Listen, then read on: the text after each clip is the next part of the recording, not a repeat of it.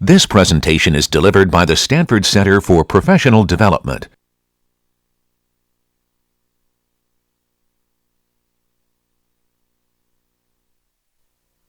Hey there. All right, so thank you very much for your duty to the cs106b midterm exam last night.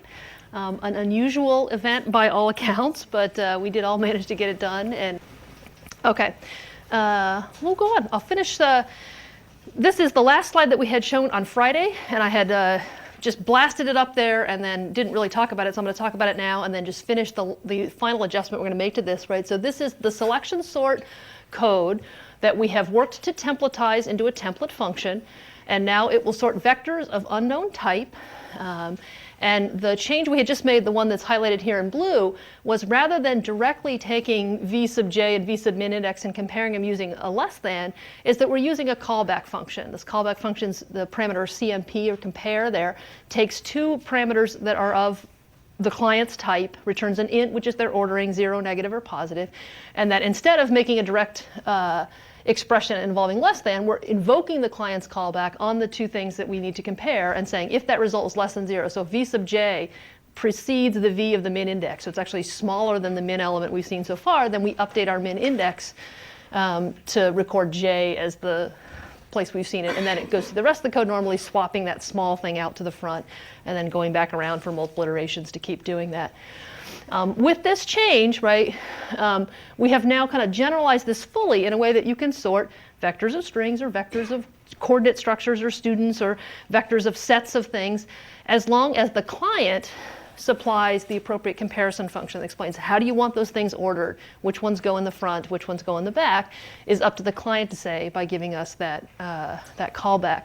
And so a client could use this, for example, to sort coordinates, something that has kind of an x and a y field, by deciding that, well, if first on the basis of the x coordinate, if the first one's x coordinate precedes the other, then it's considered less than. You have to make up an ordering, right, that represents what you want. In this case, I'm going to say that, well, first sort on the x dimension, moving smaller values of x to the front.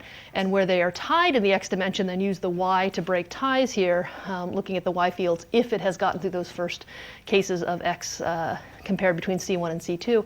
And if all of those things have kind of not been true, then we know that at this point x and y are exactly equal, and so we have two elements that are the same. And so given a vector of chord, right, I would invoke sort, passing that vector, and then the matching comparison function that lets the sorting routine know how to take two chords and decide which goes in front. Yeah, sure. Where we use the type name template, is type name special word? It is. So the type name is a C++ keyword that says this template depends on a type name. There are actually other things you can templatize on. We won't see that this quarter, but I'll just kind of leave it as a thing that there are other things that you may actually have as kind of parameters to the pattern that you're using.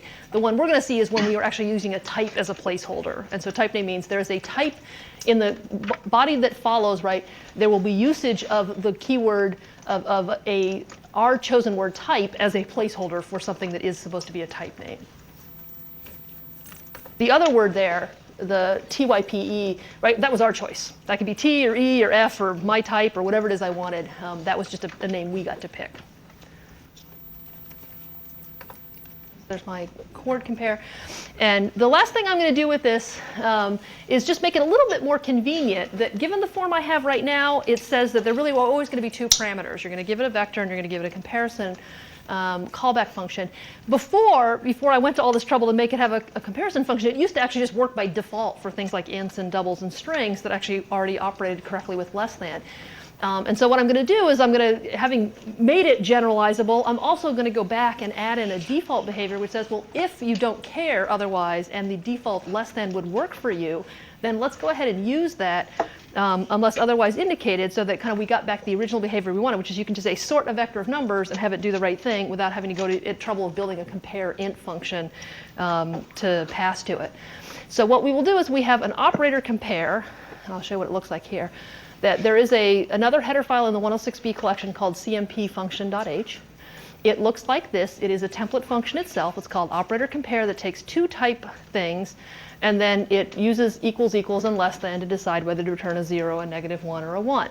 And so operator compare will only work when instantiated for types for which the built-in equals, equals, and less than are defined and make sense. That includes all the the regular primitive types, int, double, and whatnot, and also includes the string class. And then potentially other classes, right, that you may know of that actually have behaviors that have implemented those operators. It will not work on things like structs or vectors or other things that don't have the behavior for this, and it's not intended for those. It's kind of just a pattern from which you can build the comparison function needed for the form by sort. And so then I changed the prototype here of sort. It takes a vector of that type, it takes a comparison function that takes these two things, and then I said a default argument for that is to use operator compare. And so when somebody invokes sort, not passing the second argument, then what that will cause the code to do is say, okay, well, they didn't pass it. We need to use the default expression over here, and then operator compare will be instantiated for whatever the type is. So if it was string, then it will build an operator compare that operates on strings.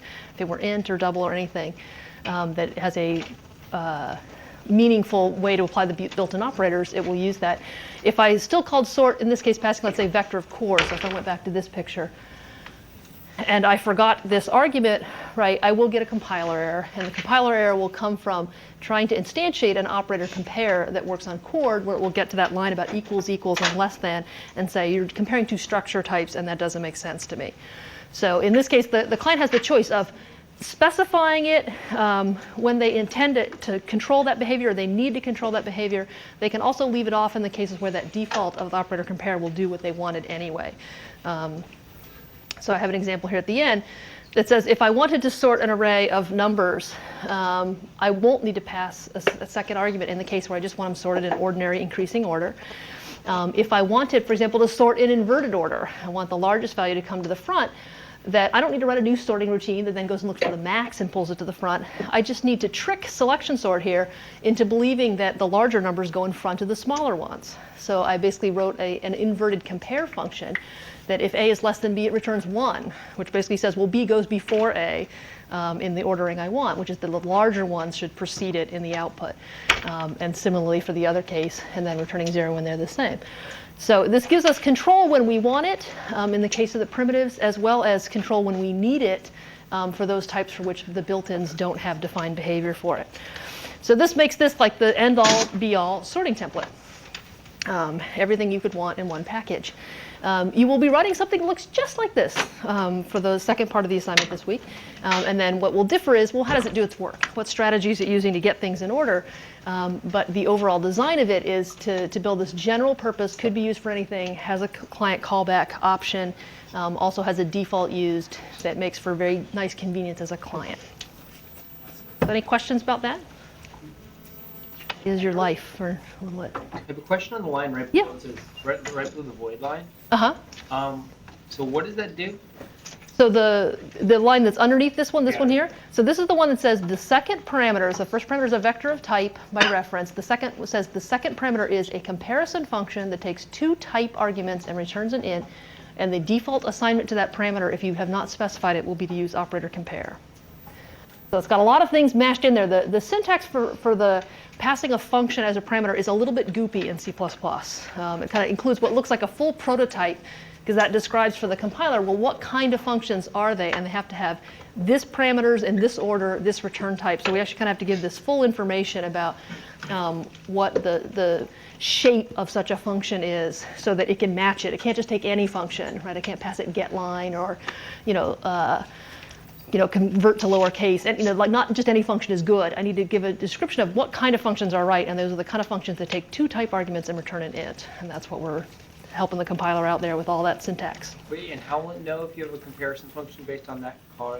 So this isn't the call, right? This is the function I define. Okay. So when I make a call to sort, so if I look at this one, it's all a matter of do I pass one argument or two? It's just a default argument. If I don't specify it, then it will use the default value, just like any of the default argument things we know about, like find on a string, which if you don't say, it will start at position 0 doing a search. If you do specify, that it uses your index instead. All right. Let me move on. So in your 106A class, right, you did a lot of things in the genre of object-oriented programming. This class is not really an object-oriented programming class. It's a class that's in many ways very procedural, but we use a lot of objects. And what I want to do just for a minute here is just kind of reiterate the advantages of using objects in your code, what it is that they provide in terms of structuring and engineering and working to a solution. And then we're going to go on and start talking about, well, we've used a lot of objects. What does the other side look like? What is it like to implement an object starting from scratch? What pieces need to be done and how does that work? And so the idea of just object-oriented programming is actually, it's a relatively new concept of computer programming, right? It only dates back to the 80s. And the realization, right, that programs at that time, right, you're operating on a lot of data. You're moving around employees, or you're managing this calendar, which has these events that are at certain times. And that you had a lot of operations that were obviously intended to work on that data, like move this event to another time, or calculate whether this time precedes another or conflicts with this. And that operations, though, the functions that manipulated that data and the data itself were not really very tightly coupled in the kind of past. And the idea of object-oriented programming is to really couple those things together, is to say that if you have a data type, like a time or a stack or a vector, that the operations that manipulate a vector are best made as part of the package of vector itself. That rather than there being a print vector function that operates somewhere else, having vector have a print method. Putting something onto a stack or asking it for its size is really an operation that should be owned by the stack, that a stack variable should be able to respond to requests to do things on your behalf through messaging. And so this idea has become kind of, permeated the language design in the last decade or so, to where pretty much every modern language has some facility for object orientation. Even older languages that didn't in4 have been updated and brought forward, right, to Visual Basic, right? Basic, which has been around for half a century, is now objectified, right, in this latest versions. So the idea that they leverage to the real world is actually an important part of the advantage, that when you talk about a time or a stack or an event or a message, if you're doing a mail program, those things have real world meaning. And so the idea of what they do and how they act actually there's a lot of leverage of what you already know to be true about those things in the real world. The notion of kind of dividing it up and saying, here's this abstraction of what a stack is. So we've used stacks all along, push and pop, right? Push and pop. What does it really do? How does it really manage stuff? Where's the memory coming from? What internal structures is not actually something we have to worry about. We're using it abstractly. We're saying it's a stack. It has push and pop behaviors. All the other details of how it works are not something we have to worry about. So it lets us focus on solving other problems, more interesting problems than the kind of things that happen behind the scenes. They're also very tightly encapsulated.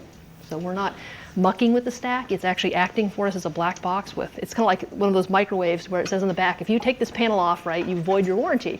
Like, I don't know how my microwave works. I never take that panel off. I hit the buttons on the front. Food gets hot. I'm very happy. And then things that happen in the large, as you get to building larger and larger projects, right, the idea that multiple engineers are working together and designing on different time frames, that having things divided into these very strongly encapsulated bundles makes it possible to design and test independently of your partners and then join back together and have a much better eventual result than if everybody's trying to write all the same code in the same places on top of each other without real discipline to it.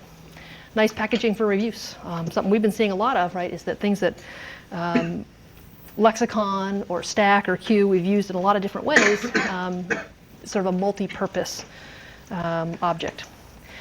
Let me tell you about who does what in here and what new roles we're moving into, right? We have done a lot of client use of objects. So a program like the maze program or the random writer program is some code file containing actual code.cpp. It messages to objects. It creates objects. It asks them to do things on its behalf. Every class that it is using, it includes the class.h, so stack.h or queue.h or vector.h, based on what it needs. And so this is the only role we have played so far. We've been client. We've used them. We don't know anything about these other two things that need to get done. In the middle, between the client and the implementation here, is something called the interface. We have looked at these header files like stack.h and queue.h, and that tells you about what the class provides, what abstraction it is, what its member functions are, what their names are, what their parameters are, what the correct usage of it is. And so this serves as information to the client about what you can do and what you can't do, what's legal, what's available. And it doesn't contain any, though, inner information about, well, how does it really work? What does it do behind the scenes? You know, what kind of things can you expect other than kind of what's the correct behavior to expect from it? What we're moving into, right, is looking at this role and this role over here on the right, which is what does that implementation side work look like? So if we have described what lexicon is, it's a word list where you can check for the existence of a word or the match of a prefix. And it's our job now to implement that. It's like, well, what are we going to do? Now, this is where we get down and dirty, right? Now it's not about, you know, the pretty abstraction. It's about making it work well, making it work efficiently, using appropriate data structures, making it robust, making it handle kind of all kinds of things you throw at it. So, for example, the vector class. If you ask it to get something that's off the index, right, it's going to tell you about it, right? So taking care to make sure the thing just works in all situations, is very bulletproof, is very sturdy, is very informative, right? And well designed, sort of clean, easy to use, does the right things, has the right functionality, isn't missing anything, and that implements it well. And so in this file, the stack.cpp or the scanner.cpp, right, we have all the code for the member functions, so we make the things really happen. We include the class interface too, because the interface actually is used by both people. The interface on this side tells the client what's there, what you can do. The interface tells the implementer what needs to work, right? You have offered up a method called contains prefix or contains word, then it's the implementation's job to make that thing do the right thing and return the right answer. So let's look at a simple class. The class I'm going to talk you through is one of creating a time, sort of a moment in time, 2:15. That potentially, right, you might be using, let's say, in a calendaring program to decide what events you have scheduled for a particular day. You'd like to say, well, it's at this time, and then the idea of time and things that manipulate time, it actually makes a very good object. It has a very real-world analog about what a time is, and there's a lot of behavior that seems to go with a time.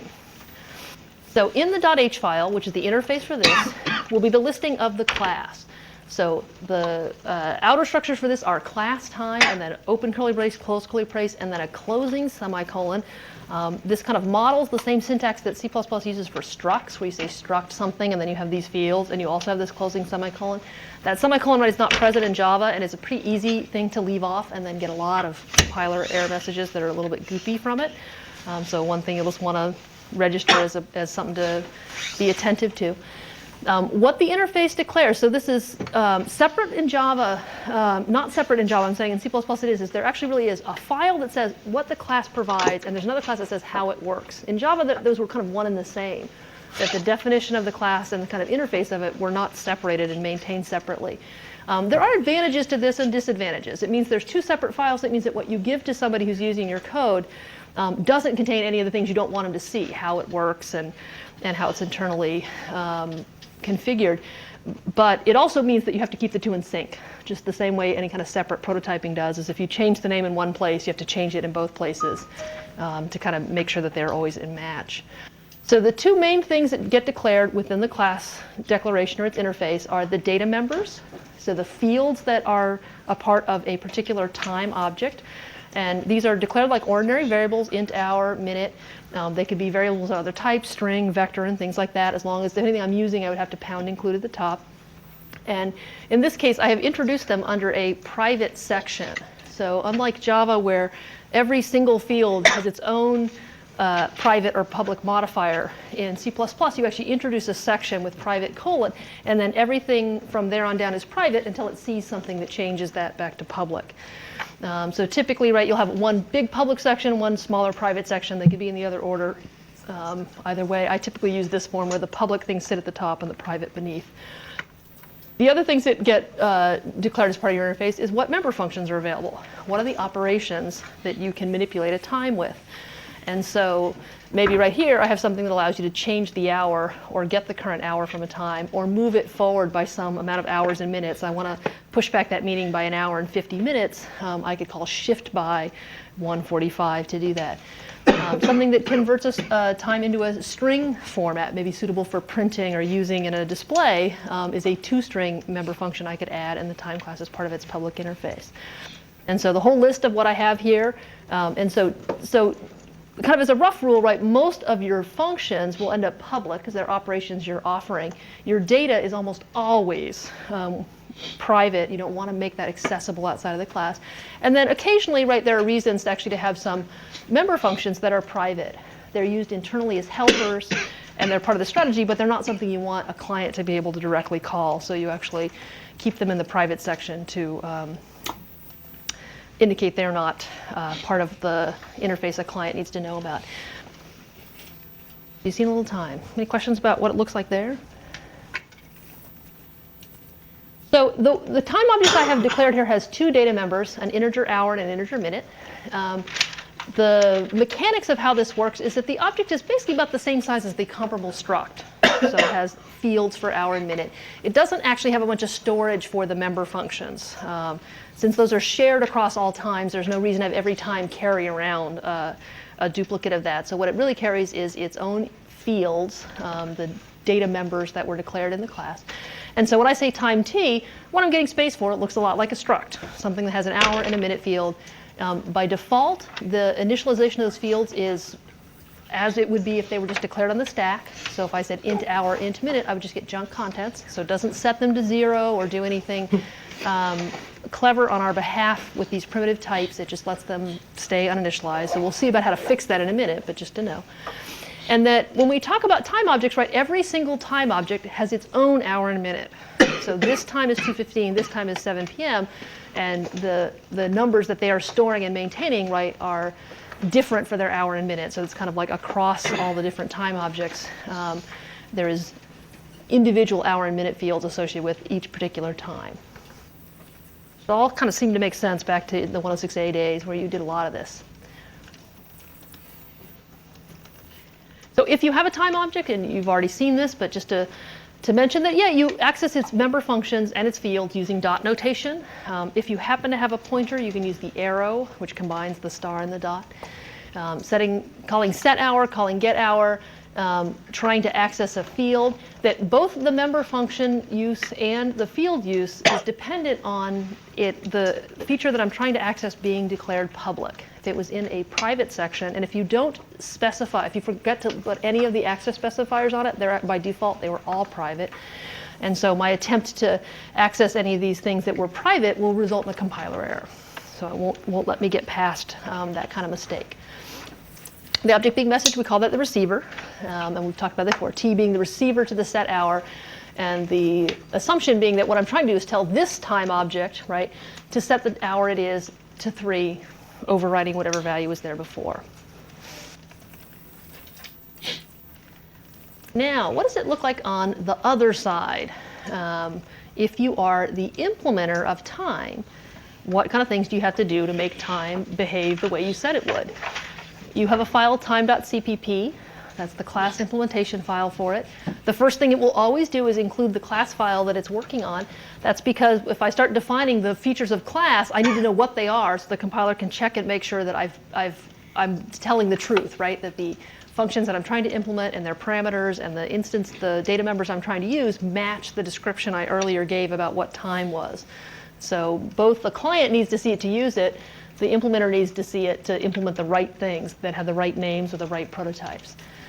This is where all the code for the member function goes, is in this file. And there's a little bit of a syntax that you'll need to know about this, which is when I'm ready to implement the set hour member function, that the name that it goes by, its full name, its kind of real name, is time : set hour.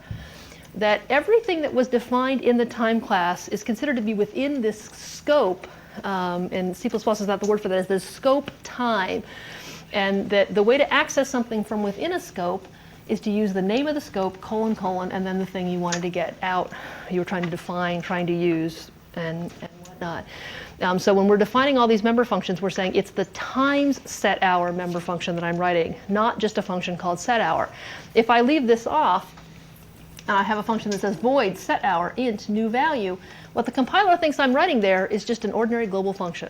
It thinks there's a global function whose name is set hour. It takes one parameter, which is int, and it returns a void. It doesn't think it has anything to do with the time class. And the next thing it will notice is in here, when I'm trying to access features that are relative to time, it will start giving me compiler errors. It'll say hour, where did hour come from? You know, I know about new value, it's a parameter, but hour just came out of nowhere. That looks completely undeclared to me. Something must be wrong. So if that's a mistake you will certainly make at least once, and we'll want to commit to being attentive about. It's like it is the time set hour, it is the times toString, and that is distinguished from other functions of that same name.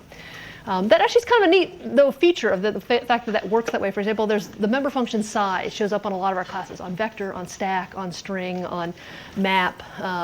That the idea that all of those things can be called size is actually really handy, because who wants to remember that one of them's length and one of them's size and one of them's num entries and one of them's depth and one of them's length or something. That having them all be sized means that you have this one name you use when you want to get the information about how big a collection is, and the fact that the compiler can keep them all straight is based on this scoping mechanism. You know that there's a vector size, which is different than stack size, which is different than map size, and it doesn't confuse them up because it has this scoping to keep it all straight.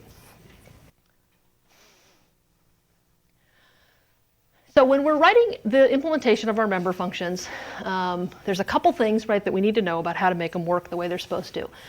So in the time member function, like shift by, that if we just refer to the field hour or minute, one of the data members of a time object, it is assumed that the hour or minute we're talking about is of the receiver. So shift by is never called without a receiver. There is no mechanism that lets you just call shift by without something in front of it. So shift by got called. There's some time object somewhere where it says t.shift by an hour and 15 minutes that moves the t time forward by that amount of hour and minute change. So in the context of shift by, you can count on that hour and minute refer to the fields of a receiving time object that currently has some value in the hour and minute that we're changing by some delta to move it forward. So any reference to the hour and minute fields with no other qualifying marks means my hour, my minute, the one that got the message. In the body of the member function, we also, so we can directly access these fields, we can also make further calls to other member functions. If there is a set hour and a set minute setter that are available on the time object, then we can say set hour, hour plus d, hour, the minute plus d minute, and then that will go through our own setter to update the hour and minute field to the new values. So this is a case where you're seeing a call to a member function without an explicit receiver. And in this case, the receiver is assumed to be the same receiver who originally got the shift by message. So this really isn't dropping the receiver or losing it. It's actually just assuming that without any other explicit receiver, that it means me. So the time object that was asked to shift tells itself to change the hour and change the minute. We're going to talk a little bit about why that might be an important strategy relative to the alternative here, but just to know that mechanically they both work.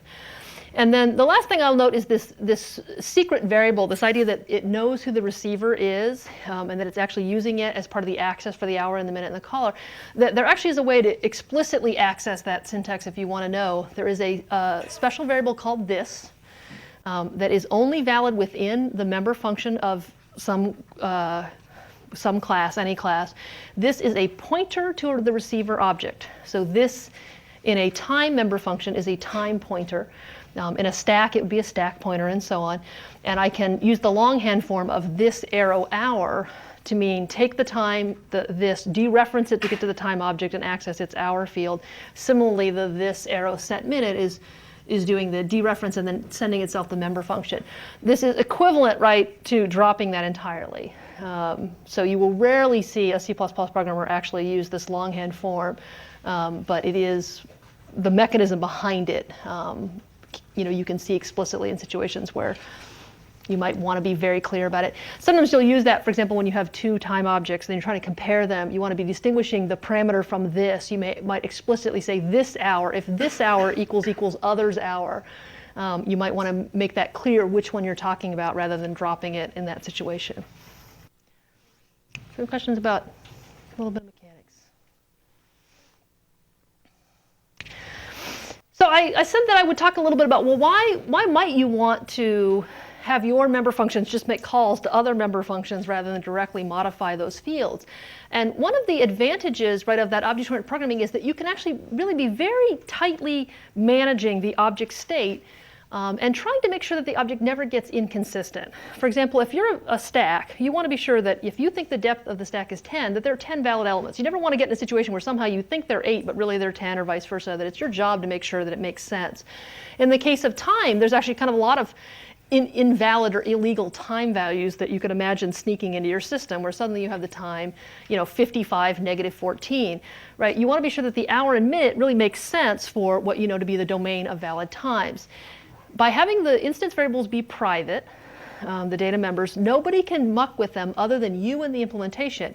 And so if you actually are very disciplined about making sure they can't ever get wrong, that no matter what operations you offer, shifting it forward, shifting it back, resetting it to new values, you make sure that there's no way a bad value can creep in. And probably the easiest way to do that is to build a gatekeeper, is to have there be one central point where you change hour and everything goes through that one central point, and that central point is designed to make sure that nothing can sneak past it.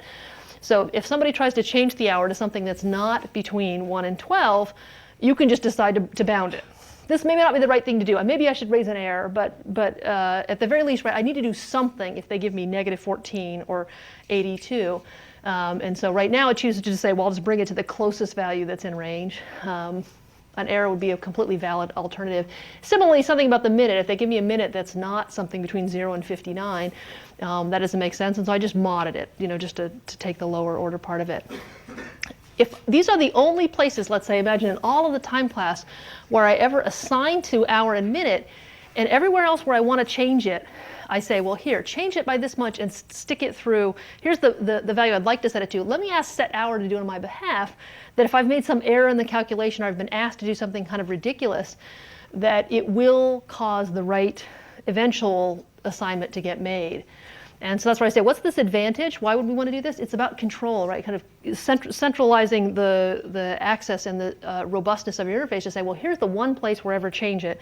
Let's make sure everything goes through that same interface, and that way there's no way you can sneak through some back door a bad value in. So a couple other things you need to know about class mechanics. There are a few special member functions. One is the constructor. So the constructor is it's just automatically tied in with allocation, that when you allocate an object, either with new or on the stack, the constructor is automatically invoked as part of that process. And so that gives you your opportunity, if you define a constructor, to set up your data members the way you want.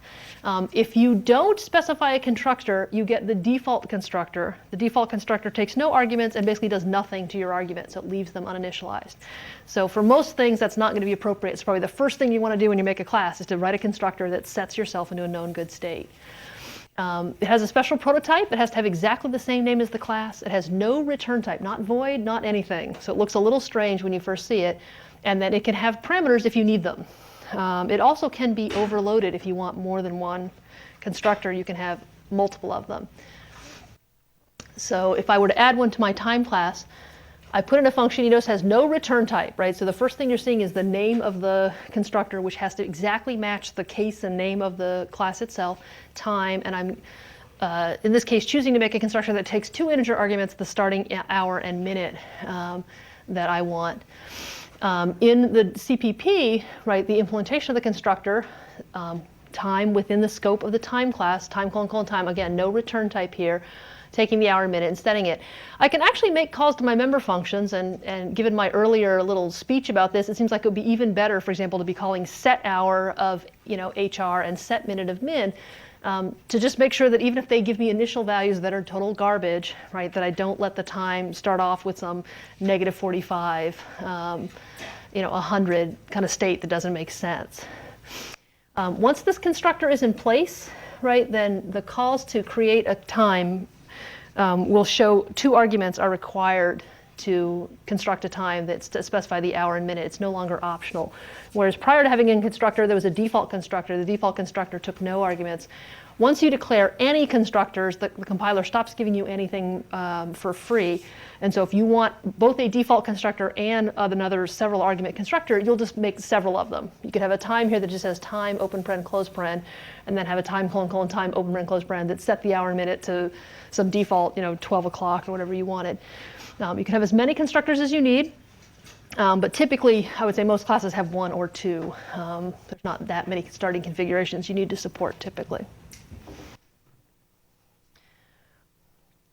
So something that's new to you, if you're coming from the Java world, is the idea that there's a corresponding parallel function that is tied into deallocation.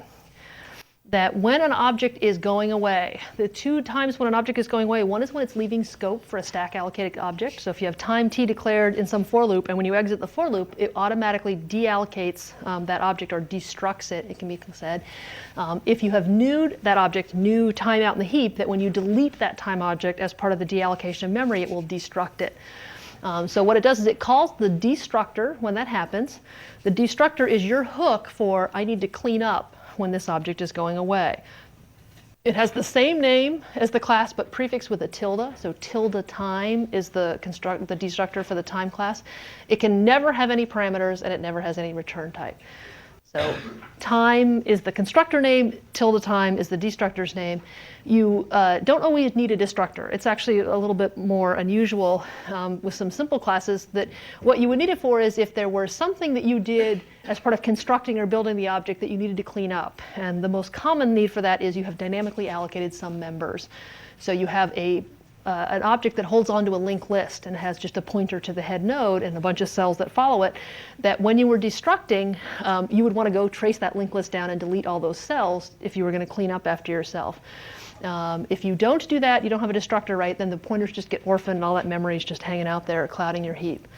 Sometimes there are things about opening files, like maybe you have a bunch of buffered output that you want to be sure got committed to disk, or a network connection you want to close, or something like that. So things that are open that you need to release. So typically it's like resources that you need to clean up around that goes in the destructor. For the time class, there'd be no need, right? We have just simple integer variables. There's nothing special about them, so we don't actually need to go build a destructor. But some of the classes we'll see later will have a reason for that. So this idea of object design is sort of one of the more important points to think about when you're setting up and building an object, right? Is that it's your responsibility to make an object that kind of does what it says it's going to do and tries its best to be robust in the face of all situations. Even in the case that maybe the client uses it incorrectly. That the point of the sort of programming is it's not to think that we're programming among enemies or we're malicious, but the idea is people make mistakes, right? People accidentally have the time and they change it to something that doesn't make sense, or they do the calculation incorrectly, or they access off the end of the vector. That having the response to that by your object be to crash, or to just produce incorrect information, or to return an erroneous result, is really not doing the best you can. And so part of your goal in designing this object is just to build something that really is a lovely work of art that does exactly what you want and catches all the mistakes, and even things that are really just the client's fault, right? Asking you to do irrational things are handled gracefully.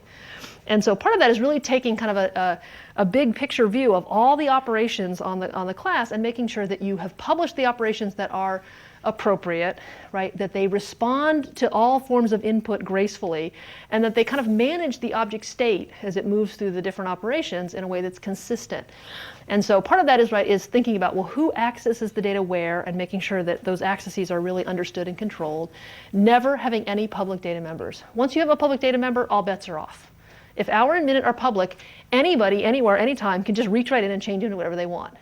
All guarantees are lost. So you would never want to do that, right? You are exposing part of your internals, right, for everyone to see. It's like having the door in the back of the microwave. You just open it up and you can start like rewiring. It's like that's not going to end well. You correctly initialize all your members in your constructor, and then you consider where and when to allow access to directly modify those things, if like through a setter, if it's needed and if it is properly constrained.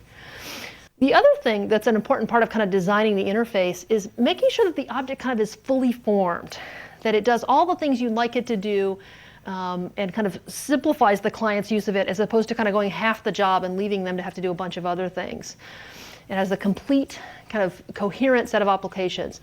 So like if you needed to print a time, that one way you could supply that is you could say, well, you can get the hour, you can get the minute, and you can convert them to string, and you can put a colon in the middle of them, and then you can print it. Why bother me about it? Like, you want to print a time, that's your business.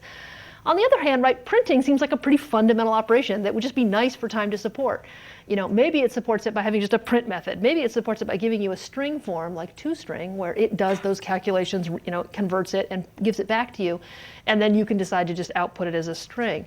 But having that be a part of the class really makes the client's job just easier. They're likely to need something like that. Why make everybody who uses your time class have to reproduce this functionality that really feels like something the time class itself should support?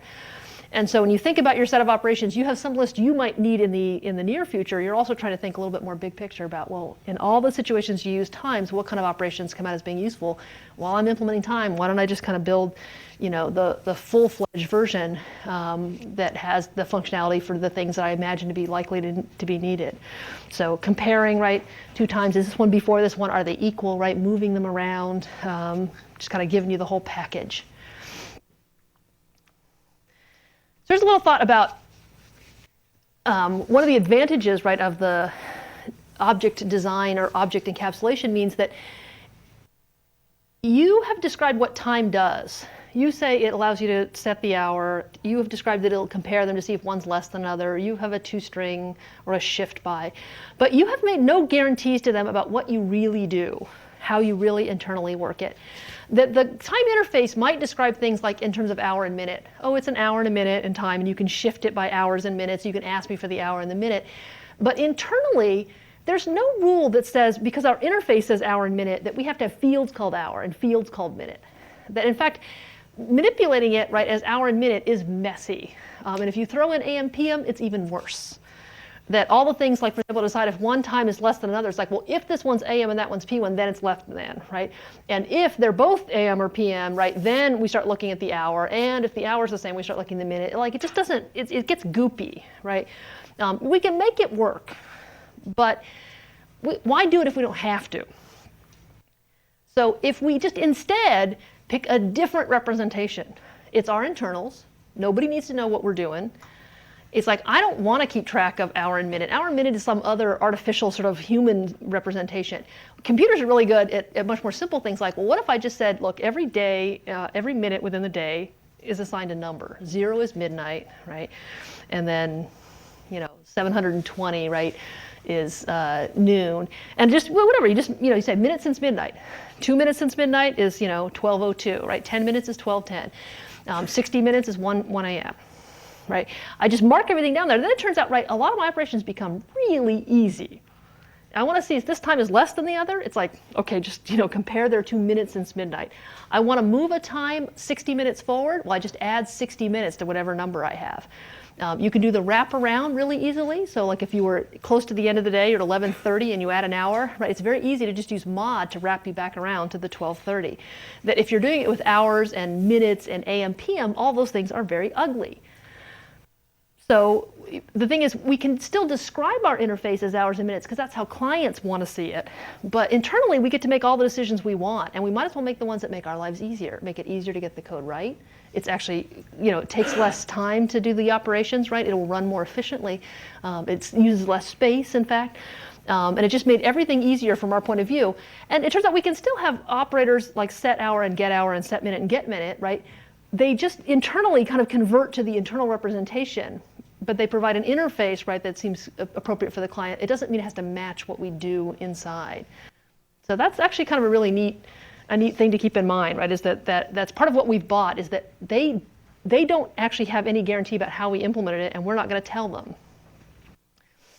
So I will kind of leave you with this thought about abstraction, because that is sort of a key advantage of working this way, right, is there really is a wall between the client and the implementer that is an important part of it feels like a restriction, it feels like a jail, it feels like a prison if you think about it that way, but in fact it's liberating. It means we're not in each other's hair, we're not dependent on each other in any meaningful way. We have this little tiny conduit, that chink in the wall we call the interface, that describes what things we both can depend on, but then everything else is at the liberty of the person who's on their side of the wall to do what they want without regard to what the other person's expectations are. So we'll think about that in terms of, let's say, lexicon and scanner and vector and all these kind of neat things on Friday to kind of dig around the backside and see what we've been missing out on. I will see you guys then.